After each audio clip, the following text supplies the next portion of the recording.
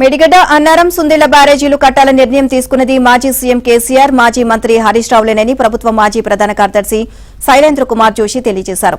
తెలంగాణ ఏర్పాటు అనంతరం నిర్మాణంలో ఉన్న ప్రాజెక్టుల రీ ఇంజనీరింగ్ కు గత ప్రభుత్వం నిర్ణయించింది అని, దాంట్లో భాగంగానే మేడిగడ్డపైన నిర్ణయం తీసుకుంది అని వివరించారు. కాళేశ్వరం ప్రాజెక్టుపై విచారణ జరుపుతున్న కమిషన్ ఎదుట జోషి హాజరయ్యారు.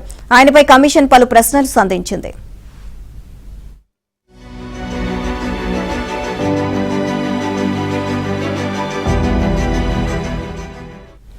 మేడిగడ్డ అన్నారం సుందిళ్ల బ్యారేజీలు కట్టడానికి కారణం ఏమిటి అని కమిషన్ ప్రశ్నించగా, తెలంగాణ ఏర్పాటు అనంతరం ప్రాణహిత చేవెళ్ల ప్రాజెక్టును ఓ ఇంజనీరింగ్ చేశారని, అప్పటికి బ్యారేజీ తప్ప ఇతర కాంపోనెంట్ల పరంగా 7.7% పనులు జరిగాయని అన్నారు.